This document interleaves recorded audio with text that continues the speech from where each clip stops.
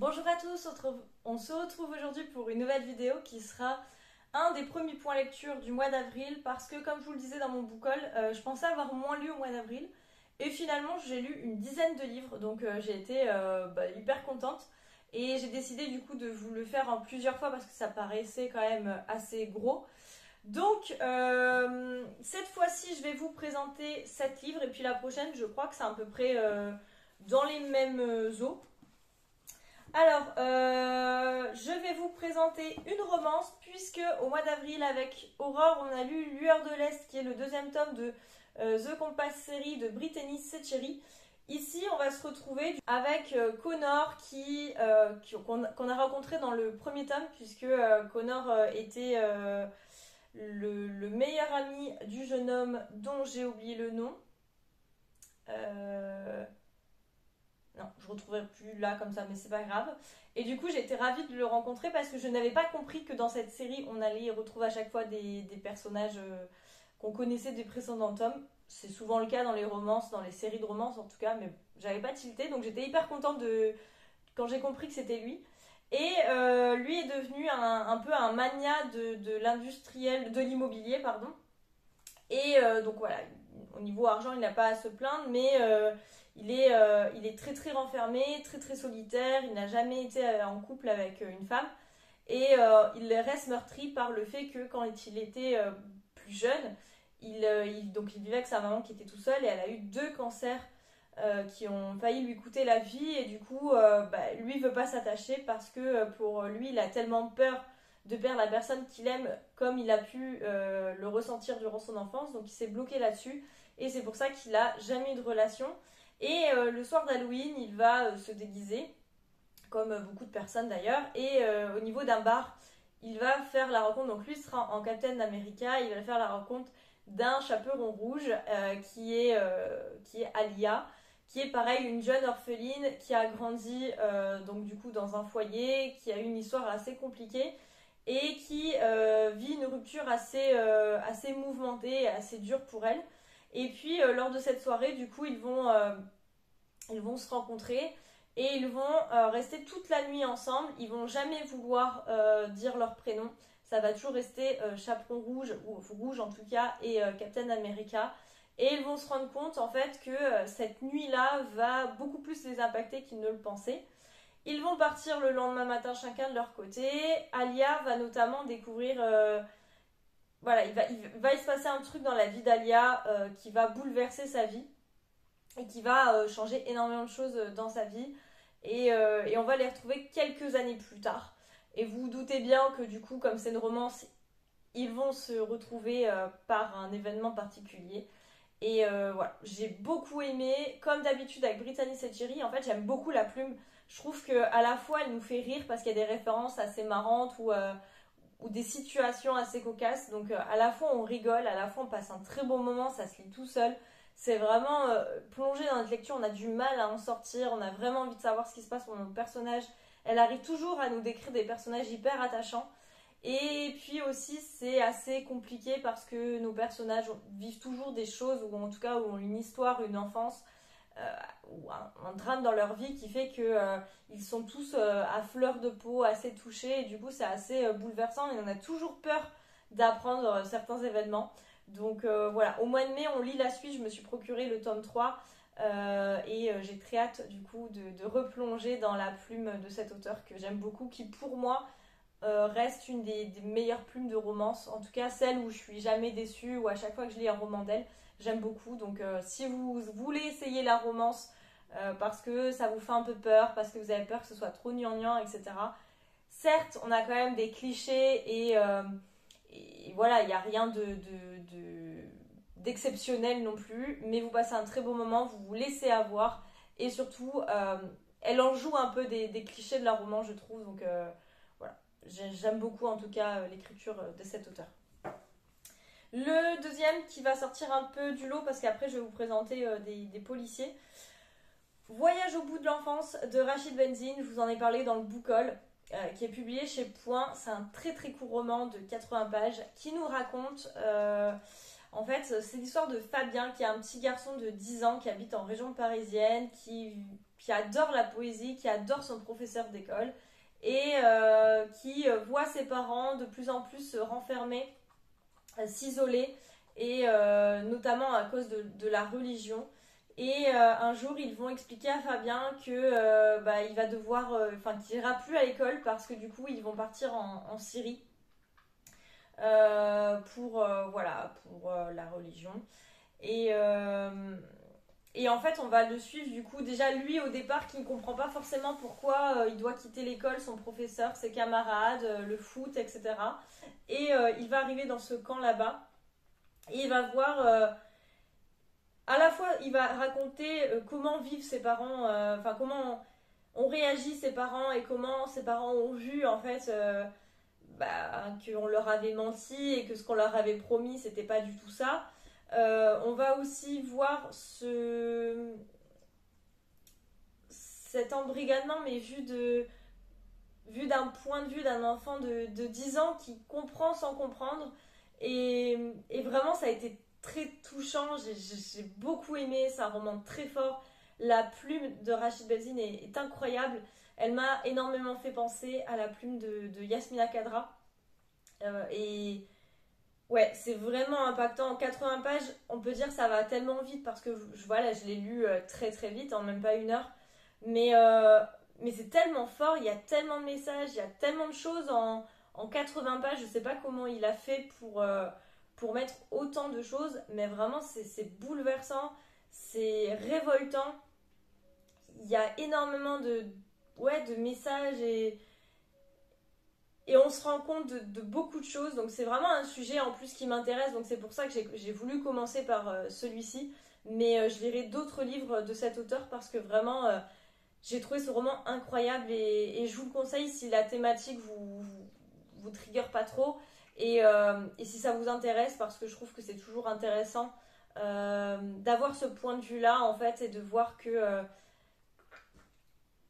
des enfants vivent dans des conditions déplorables et notamment des familles. Et c'est vraiment bouleversant en fait de voir ce... Parce que souvent, même moi je lis quand même pas mal de livres sur le sujet parce que comme je vous dis c'est un sujet qui m'intéresse. C'est un peu comme quand vous lisez des livres sur la Seconde Guerre mondiale, etc. Je trouve que c'est hyper important de lire des romans sur l'histoire parce que malgré tout ça fait partie de notre histoire et il ne faut pas rester aveugle par rapport à ça. Et là, en fait, que ce soit raconté, que ce cauchemar soit raconté par les yeux d'un enfant de 10 ans, plein d'innocence et de vulnérabilité, qui malheureusement perd rapidement son innocence. Franchement, j'ai trouvé ça encore plus révoltant et encore plus bouleversant. Donc, je trouve que c'était un super choix de l'auteur de nous raconter ça du point de vue de Fabien. Et du coup, je vous recommande grandement ce roman. Après, on passe dans du policier, on va dire, plus classique, puisque j'ai lu Féroce de Daniel Thierry, publié chez Flammarion. C'est mon premier livre de l'auteur. J'avais très hâte de lire ce livre et en même temps très peur, parce que Daniel Thierry est une des premières femmes commissaires françaises. Donc, on sent que c'est du vécu, qu'elle raconte, voilà, on sent en fait qu'elle a été flic, ça c'est clair. Et d'autant plus que j'ai appris par des connaissances que c'était une très très très très bonne flic. Et du coup, je me suis dit, bon, elle doit avoir quand même des bases assez solides. Et du coup, ça me faisait un peu peur. En même temps, ça me donnait envie. Et ça y est, j'ai sauté, j'ai passé le cap, j'ai sauté. Et j'ai commencé par ce livre-là qui me tentait beaucoup puisque ce livre va parler de corps qu'on va retrouver, de corps d'enfants qu'on va retrouver dans des zoos, donc aux zoos de Vincennes et aux zoos de Thoiry notamment.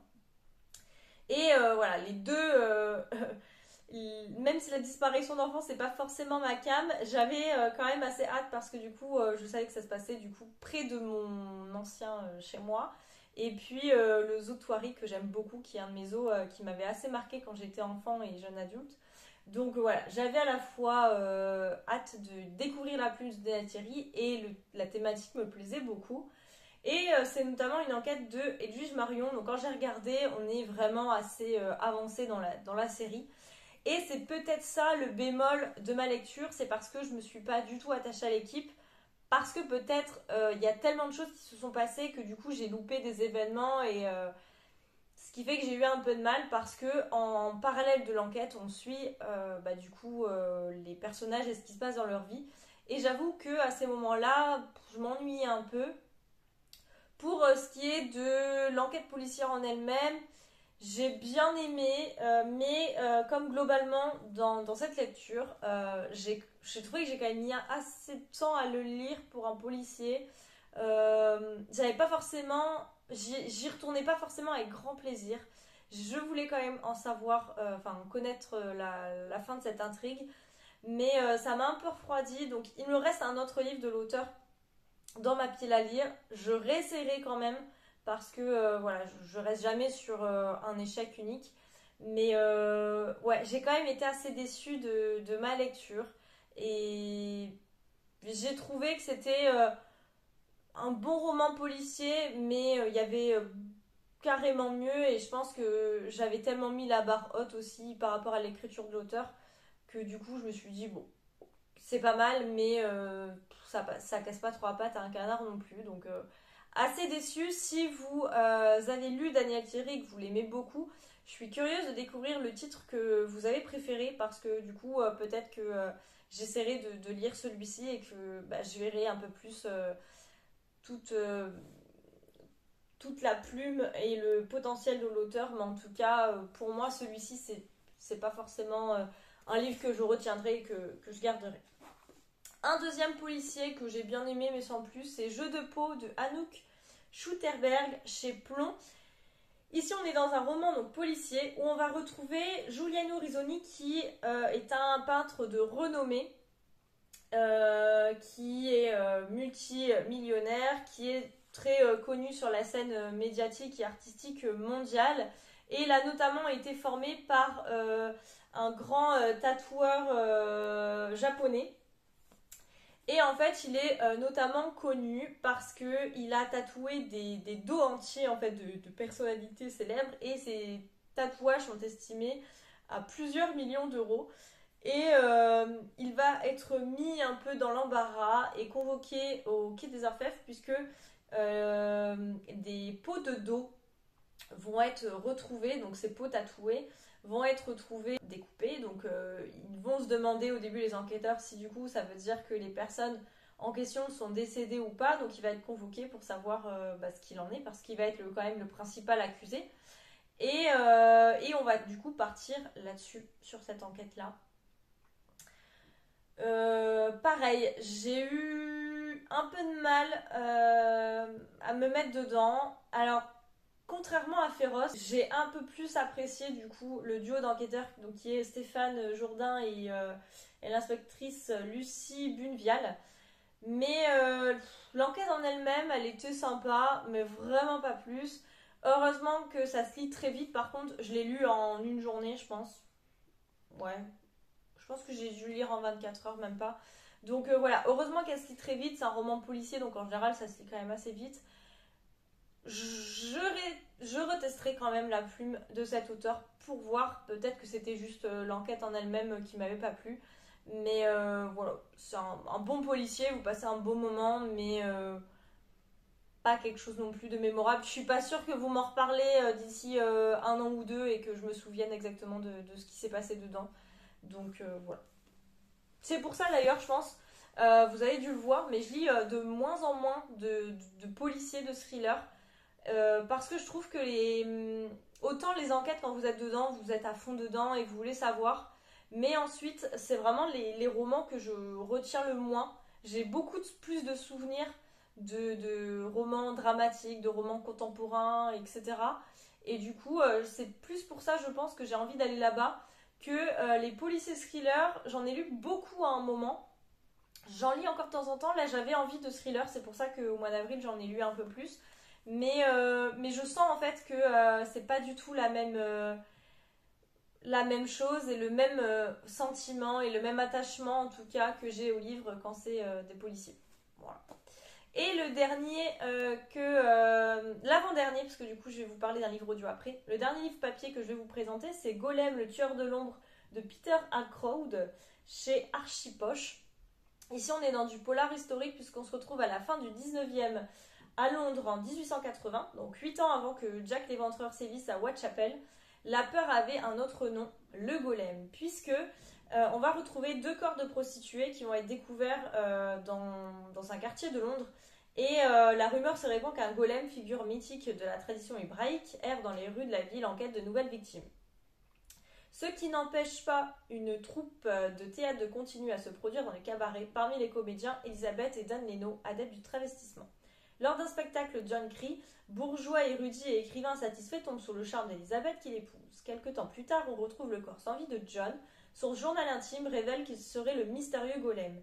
Mais sa femme le semble elle aussi dissimuler bien des secrets. Et en fait, dans ce roman, du coup, on va alterner entre l'histoire où on va suivre du coup le point de vue aussi raconté par le golem, puisqu'on va voir les meurtres, comment ça s'est passé, etc., ses pensées et l'évolution de l'histoire. Et entre chaque chapitre, on va voir des interviews, notamment des enquêteurs qui vont interviewer sa femme. Suite, du coup, on va apprendre que John Cree va être empoisonné et va mourir dans des circonstances assez troublantes, et du coup sa femme va être interrogée parce qu'elle va être forcément la principale suspecte, et donc on va alterner comme ça tout le long du livre. C'est un roman que j'ai lu très très vite en une journée, pareil, je l'ai commencé l'après-midi et je l'ai fini le lendemain matin. Pareil, c'est un roman que j'ai bien aimé sur le coup, qui m'a fait passer un bon moment. J'ai beaucoup aimé en fait me retrouver dans le Londres du fin du 19e siècle, avec cette légende du golem, etc. Mais pareil, je suis pas sûre que dans un an ou deux, vous me demandez ce qu'il en est de ce livre. Je vous raconterai ce qui s'est passé. Mais voilà, ça a fait le job en tout cas. Je sais que maintenant, comme je vous le disais avant la présentation de celui-ci, quand je lis un policier, c'est pour passer sur le coup un bon moment, pas forcément pour avoir une lecture mémorable.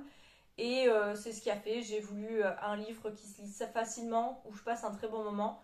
Ça a fait le job, donc je suis quand même contente d'avoir découvert cette histoire de Golem, qui est d'ailleurs adaptée au cinéma. Donc voilà, si vous voulez plutôt aller voir le film, pourquoi pas. Après, c'est un film qui est sorti il y a longtemps, parce que déjà le livre, je l'ai depuis 2017. Donc bon, je pense que ça fait un moment qu'il est sorti. Mais voilà, c'est un roman assez sympathique, donc je pense que si vous aimez cette ambiance de tueur en série à Londres au 19e siècle, ça peut vous plaire, donc je vous le conseille quand même. Et le dernier livre que je vais vous présenter, c'est un livre audio que j'ai lu, c'est un policier, il s'agit de Bretzel et beurre salé, donc le tome 1 des enquêtes de Margot et Jean Lemoyle. Ici on est dans du cozy mystery 100% breton, puisqu'on va retrouver du coup nos personnages dans une petite ville imaginaire, donc à Locmaria en Bretagne. Et on va notamment, donc le point de départ, c'est qu'une jeune femme alsacienne va venir en Bretagne puisqu'elle a acheté un commerce et elle va en faire un restaurant où du coup elle va apporter un peu sa culture alsacienne. Forcément, dans un petit village, ça va apporter son lot de médisance et de crainte. Donc on va partir de ce postulat-là. Et puis en plus de ça, lors d'une soirée, il va y avoir un personnage très important de cette ville qui va être empoisonné dans le restaurant de cette jeune femme, et du coup va s'en suivre une enquête policière. J'ai énormément aimé. J'ai trouvé les personnages hyper attachants. Au début, j'avais énormément peur parce que dans les premiers chapitres, les auteurs nous présentent tous les personnages un peu de ce village. Et je me suis dit, oh là là, il y a trop de personnages, je vais jamais retenir. Et en fait, ces personnages ont tellement des personnalités atypiques et chacun leur rôle dans cette histoire que malgré en plus que c'était en audio, que je l'ai écouté sur 2 semaines, je crois, j'ai réussi à tout retenir. Et vraiment, j'ai apprécié. C'est sûr que c'est un cozy mystery que j'écouterai ou lirai la suite. Parce que j'ai passé un très beau moment. Je l'écoutais pendant mes séances de sport. Et voilà. Il y avait même des moments où je l'écoutais en dehors parce que j'avais vraiment envie de savoir la suite de cette enquête. J'ai passé un très bon moment. Pareil, c'est pas une histoire folle, mais ça a son lot d'intrigues, de secrets. Vraiment ce côté cancan, petit village breton, enfin tout ce que je peux aimer. Et voilà, que ce soit l'ambiance, les personnages, pareil, il y a quand même de l'humour. Vraiment, j'ai beaucoup aimé. Et si vous aimez bien ce genre d'histoire, bah, n'hésitez pas parce que j'arrive après la guerre, parce que je crois qu'il y a au moins 4 ou 5 tomes de sortie. Donc là, je vous parle du tome 1. Mais peut-être qu'il y a des gens comme moi qui n'avaient pas encore tenté cette série. Et voilà, je vous la recommande totalement. Par exemple, par rapport à Agatha Raisin, je préfère 10 fois Bretzel et beurre salé que Agatha Raisin. Donc je me suis beaucoup plus attachée au personnage de Margot et Jean Lemoyle. Donc voilà, si vous voulez une comparaison, parce que c'est un des seuls Cozy Mystery comme ça qui me vient, et en tout cas que j'ai lu, parce que c'est pas forcément un genre que je lis beaucoup. Mais voilà, j'ai bien aimé. En plus, pour une fois, c'est du Cozy Mystery en France. Donc on peut être fier de nous et en parler un peu plus. Donc voilà, c'est tout pour ce point lecture. Rendez-vous du coup, j'espère la semaine prochaine ou en tout cas très très rapidement pour la suite de ce point lecture du mois d'avril qui a quand même été riche en lecture. Pas forcément des lectures incroyables, mais voilà, il y a eu quand même des très très bonnes lectures. Notamment dans ce point lecture-ci, 3 jours de Muriel Endurant et Voyage au bout de l'enfance de Rachid Benzine que je vous conseille énormément pour l'un comme l'autre. Et puis on se retrouve du coup une prochaine fois pour une nouvelle vidéo. En attendant, je vous laisse et je vous souhaite de très très belles lectures. Ciao!